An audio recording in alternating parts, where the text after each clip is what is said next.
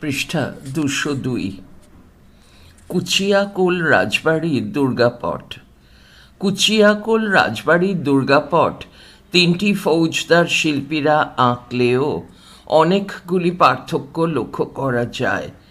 পট নিয়ে আলোচনার আগে মল্লরাজ পরিবারের এই শাখাটি সম্পর্কে দু এক কথা বলে নেওয়া জরুরি।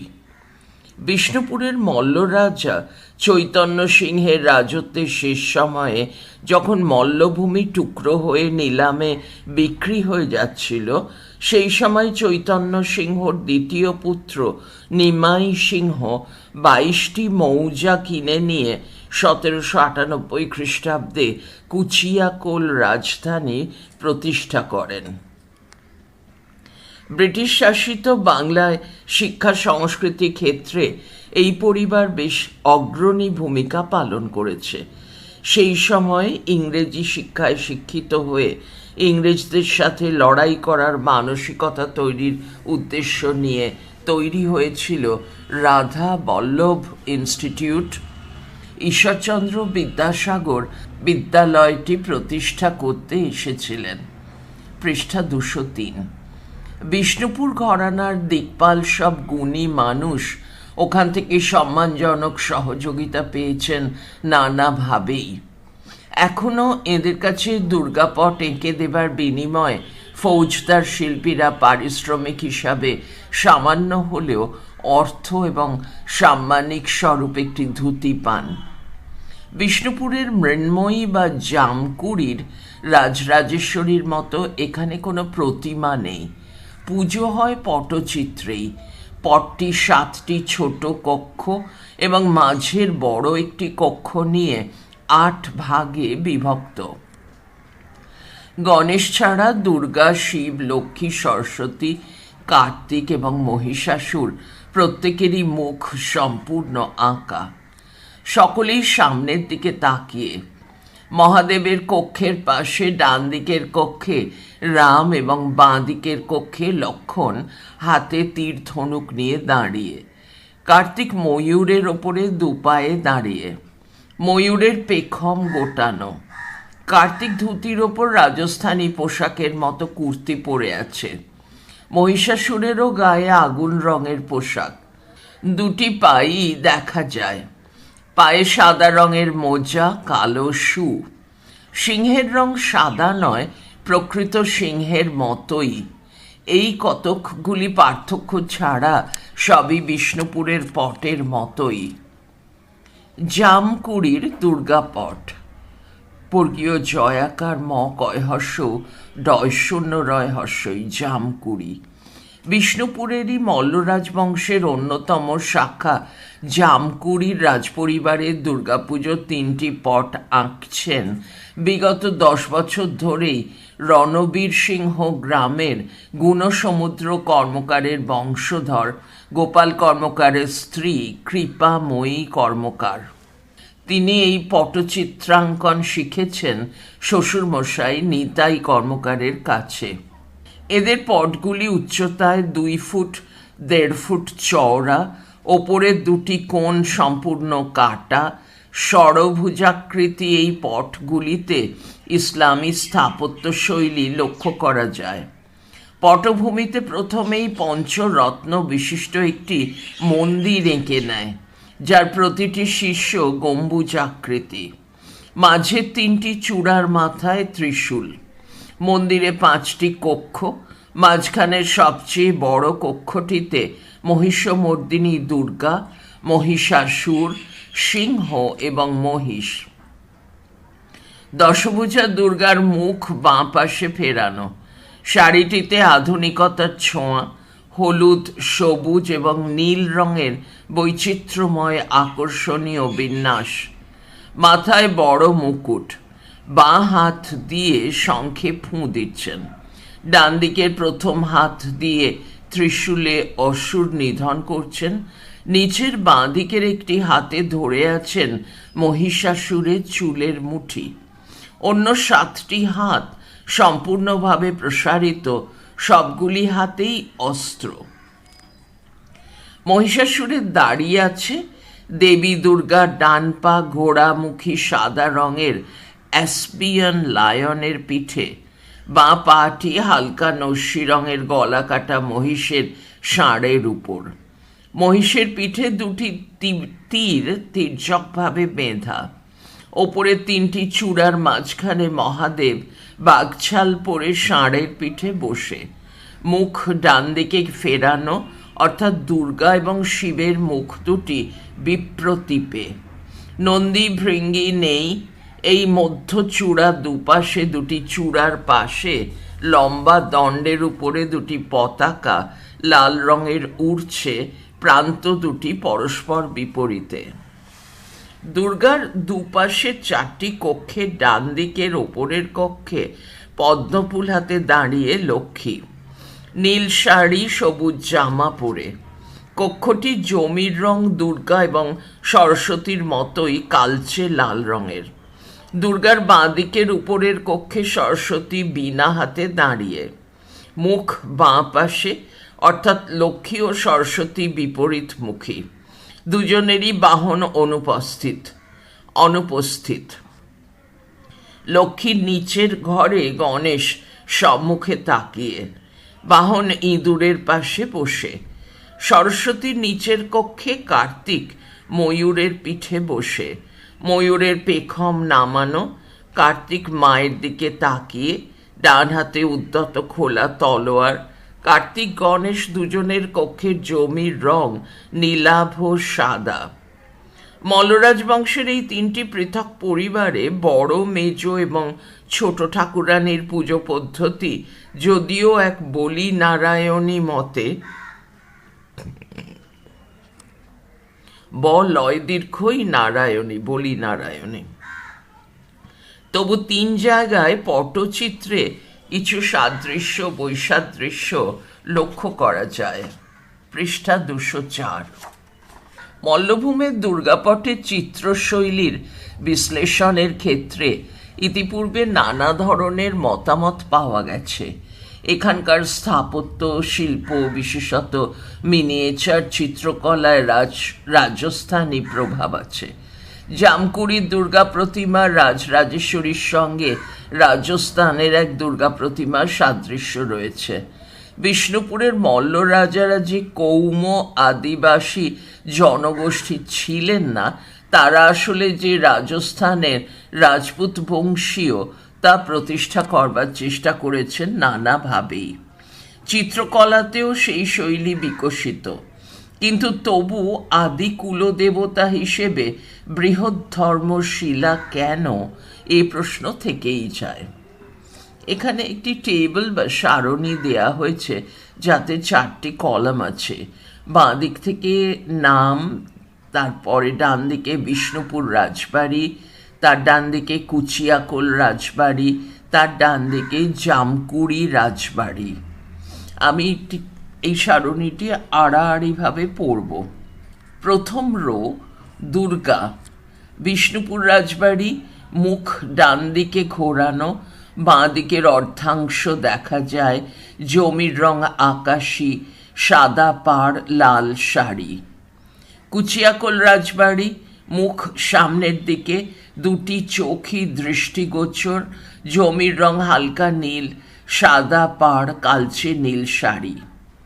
জামকুড়ি রাজবাড়ি, মুখ বাঁ দিকে ফেরানো, ডান দিক দেখা যায়, জমির রং কালচে লাল, নীল হলুদ সবুজ রঙের আধুনিক শাড়ি, বাঁ হাতে শঙ্খে ফুৎকার। পরের রো শিব, দুর্গার মতো একই দিকে, ষাঁড়ের মুখো, দুপাশে নন্দী ভৃঙ্গি আছে। দুর্গার মতোই সামনে তাকিয়ে, ষাঁড় ডান দিকে তাকিয়ে, মুখ উঁচু, নন্দী ভৃঙ্গি আছে। দুর্গার বিপরীতে ষাঁড় শিবের বিপরীতে তাকিয়ে, নন্দী ভৃঙ্গি অনুপস্থিত, শিবের দাঁড়িয়ে আছে। পরের রো লক্ষ্মী, মায়ের দিকে তাকিয়ে, হলুদ পাড়, লাল রঙের শাড়ি, পা ভাঁজ করে পদ্মফুলের উপর দাঁড়িয়ে, কক্ষের জমি সবুজ রঙের। সামনে তাকিয়ে, সাদা পাড়, কালচে লাল শাড়ি, পা ভাঁজ করে পদ্মফুলের উপর দাঁড়িয়ে, কক্ষের জমি সবুজ। মায়ের বিপরীতে তাকিয়ে হালকা সবুজ জামা, নীল রঙের শাড়ি, পদ্মফুল নেই, কক্ষ কালচে লাল রঙের। সরস্বতী মা, পরের রো সরস্বতী মায়ের মতোই ডান দিকে তাকিয়ে সাদা পাড় নীল শাড়ি, পদ্মফুলে দাঁড়িয়ে, কক্ষ সবুজ। সামনে তাকিয়ে পাড়হীন নীল রঙের শাড়ি, পদ্মফুলে দাঁড়িয়ে, পিঠ বেয়ে খোলা চুল, কক্ষ হালকা সবুজ। মায়ের মতোই বাঁ দিকে ফেরা, সবুজ জামা, নীল শাড়ি, পদ্মফুল নেই, কক্ষ কালচে লাল। পরের রো গণেশ, মুখ বাঁ দিকে, শরীর লাল, মুখ সাদা, কক্ষর জমি সবুজ।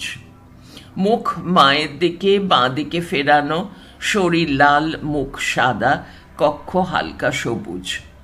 সামনে তাকিয়ে গায়ে উত্তরীয়, শরীর ও মুখ লাল, কক্ষ আকাশী।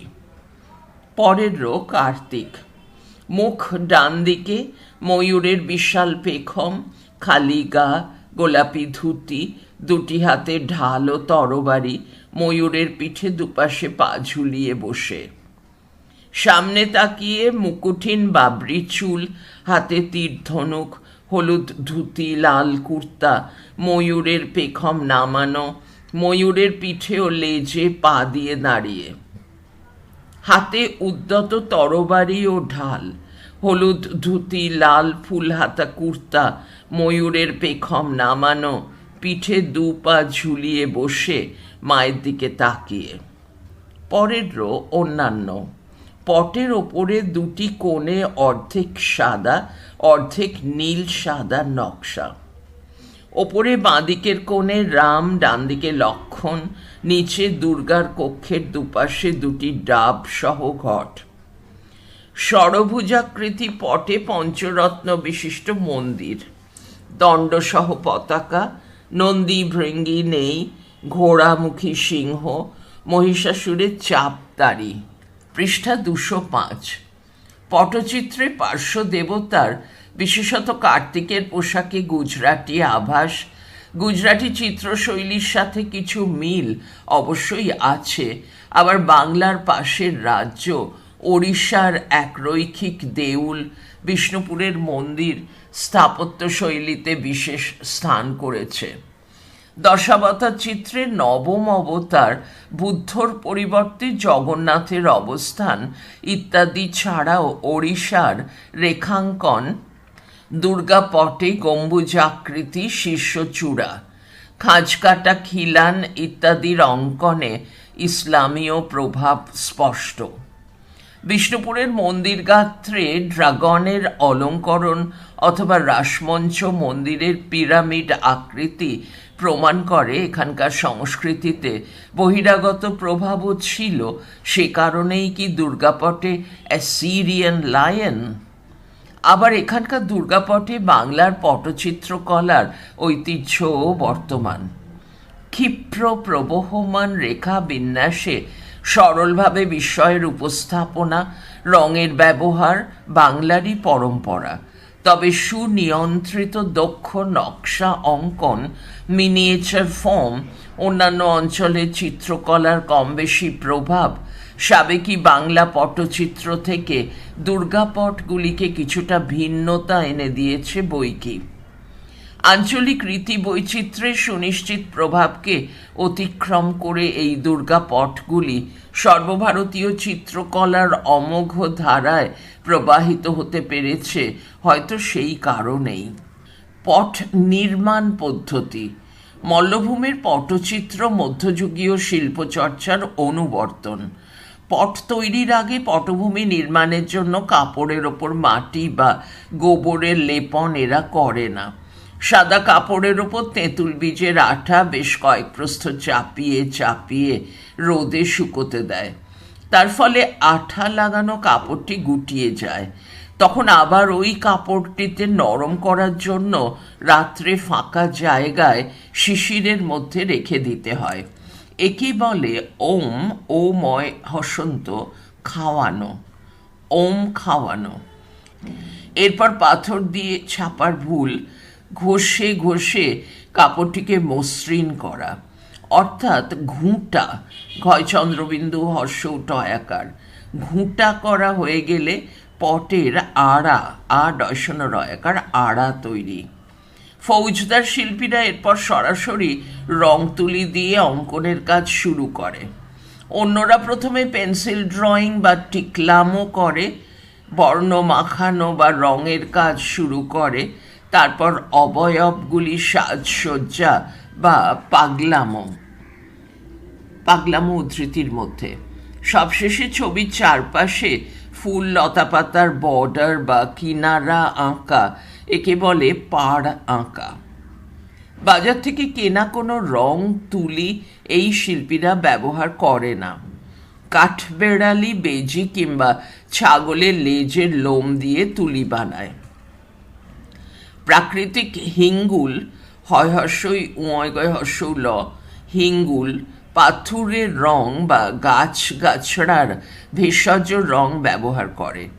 রঙের স্থায়ীকরণের জন্য রঙের সাথে বেল আঠা বা তেঁতুল বীজের আঠা মিশিয়ে নেয়।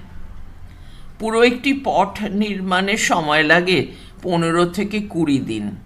এই পরিশ্রমের পরিবর্তে 3 ফুট বাই 2 ফুট একটি দুর্গাপটের দাম 1500 টাকা থেকে শুরু করে 4000 টাকা পর্যন্ত হতে পারে। যদিও অধিকাংশ দুর্গাপটই সামান্য সাম্মানিক বা বিনে পয়সাতেই রাজপরিবারে দিতে হয়, পটশিল্পী পরিবারের ঐতিহ্যমণ্ডিত প্রথা মেনেই শিল্পবস্তু হিসেবে বাইরের লোক সংগ্রহ করে সারা বছরে 2-1 পিস মাত্র, তাও কালে ভদ্রে। এই অর্থনৈতিক রুগ্নতার কারণেই বর্তমান প্রজন্মের ফৌজদার পরিবারের বংশধরেরা আর দুর্গাপট আঁকতে উৎসাহ দেখায় না। বিষ্ণুপুরের মল্লরাজ পরিবার, কুচিয়াকোল কিংবা জামকুড়ির মল্লবংশীয় রাজপরিবারগুলি ছাড়াও মল্লভূমে আরও কয়েকটি পারিবারিক পুজোয় দুর্গাপটের ব্যবহার আছে। বিষ্ণুপুরের মহাপাত্র পরিবারের পুজো, মল্লরাজাদের দেওয়া উপাধি মহাপাত্র বংশের ব্রাহ্মণ পরিবারের লোকেরা মল্লরাজাদের রাজপুরোহিত ও মন্ত্রী ছিলেন। শহরের উত্তর প্রান্তের সীমানায় বিদ্যাসাগর পাড়াতে এদের পারিবারিক পুজোটি 300 বছরেরও প্রাচীন। প্রতি বছরই নতুন পটে পুজো হয়। ফৌজদার পরিবারের শিল্পীরাই এদের দুর্গাপট আঁকেন। কাদাকুলির মহাপাত্র পরিবারের পুজো, এই বাড়িতেও দুর্গাপুজো হচ্ছে 300 বছরেরও বেশি সময় থেকে। পৃষ্ঠা 206। আগে রাজদরবার থেকে হাতে আঁকা পট আসতো, প্রায় 50 বছর হয়ে গেল সে প্রথা বন্ধ। এই বাড়িতে দুর্গাপটের সঙ্গে জয় দুর্গা নামক অষ্টধাতুর মূর্তিরও পুজো হয়। ষষ্ঠী বটতলার মহাপাত্র পরিবারের পুজো, মূল মহাপাত্র পরিবারের এই শাখাটি 200 বছরেরও বেশি সময় হল ষষ্ঠী বটতলার বাসিন্দা। এদের দুর্গাপুজো মল্লরাজ পরিবার বা অন্যান্য মহাপাত্র বাড়ির মতো বলি নারায়ণী মতে হলেও এখানকার পট ফৌজদার শিল্পীরা আঁকেন না। পটশিল্পী বাহাদুরগঞ্জের অধীর চন্দ্র দে। এই পটের সঙ্গে ট্র্যাডিশনাল দুর্গাপটের বেশ পার্থক্য লক্ষ্য করেছি। শিব, লক্ষ্মী, সরস্বতী, গণেশ, কার্তিক এবং মহিষাসুরের মুখ সম্মুখে, শুধুমাত্র দুর্গা বাঁদিকে তাকিয়ে। মুখের ডান পাশটিই চক্ষু সহ আঁকা। মা দুর্গার মাথার পিছনে জ্যোতির বলয়, বর্গীয় জয় জফলা ওকার তয়হস্যই বয়রেফ ল অন্তস্থ অ, জ্যোতির বলয়। মহাদেব দাঁড়িয়ে থাকা ষাঁড়ের পিঠে বসে। নন্দী ভৃঙ্গি আছে, লক্ষ্মী এবং সরস্বতী অভয় মুদ্রায় বসে, সঙ্গে তাদের বাহন প্যাঁচা ও হাঁস। লক্ষ্মী সরস্বতীর উপরের কক্ষে ডাকিনী যোগিনী। এই মহাপাত্র বংশের নবম পুরুষ পুজো করেন এবং পুজোয় তন্ত্রধারক হন। কাদাকুলি মহল্লা চক্রবর্তী পরিবারের পুজো, প্রায় 200 বছরেরই বেশি সময় ধরে এই পরিবারে পট দুর্গাপুজো হয়ে আসছে। তবে কালিকা পুরাণ মতে ফৌজদার শিল্পীরাই প্রতি বছর নতুন নতুন পট এঁকে দেন ট্র্যাডিশনাল দুর্গাপট। আইকথ বাড়ির পুজো। বর্গী আক্রমণের সময় থেকেই এই বাড়িতে দুর্গাপটে পুজো হচ্ছে। পট আঁকেন মুরলী কর্মকার। সব দেবদেবীর মুখ সামনের দিকে, পটটি ফ্রেমে বাঁধানো, ফ্রেমের উপর জড়ির ডাকের কাজ। প্রতি বছরই নতুন পটে পুজো হয়। বাঙালির চিরন্তন এবং শ্রেষ্ঠ উৎসব শারদীয় দুর্গোৎসব শ্রেষ্ঠতার বৈচিত্র্যের নিরিখেও সেই বৈচিত্র্যের অন্য একটি এই শতাব্দী প্রাচীন দুর্গাপটে পুজো। ইদানিং কর্পোরেট সজ্জায় ভাবনায় মোড়া প্রায় কোটি টাকার বাজেট পৌঁছে যাওয়া পুজোয় হুল্লোড় মাতোয়ারা অনেক বেশি। বহিরঙ্গের প্রতিযোগিতাতেই বেশি উৎসাহ শিকড়বিহীন ভাসমান মানুষগুলির। শিকড়বিহীন বলেই অন্তর্নিহিত টান এত পলকা। সে কারণেই বাংলার নিজস্ব লোকশিল্প ক্রমশ জাদুঘরে কোণঠাসা। বড়জোর ড্রয়িং রুমের আত্মশ্লাঘার বিজ্ঞাপন। শিল্পবস্তু প্রাথমিকভাবে তৈরি হয় হয়তো প্রয়োজনের জন্যই। সেই প্রয়োজন ফুরিয়ে গেলে শিল্প হিসেবে নাভিশ্বাস তুলতে থাকে মৃত্যু ঘটে অনেক অসাধারণ শিল্পবস্তুরই। বিষ্ণুপুরের বা মল্লভূমের দুর্গাপট এখনো তার প্রয়োজন হারায়নি। সে কারণে অস্তিত্বের সংকটও দেখা দেয়নি এখনো। ভবিষ্যৎ কি বলছে কে জানে। নিচে প্রবন্ধটি পড়া এখানে শেষ হলো। নিচে সাদা কালো স্কেচ রয়েছে একটি মহিষাসুরমর্দিনীর সপরিবার। পড়া চলছে পরের ফাইলে, পৃষ্ঠা 207। লোকগান ও ছড়ায় ঘরের মেয়ে দুর্গা।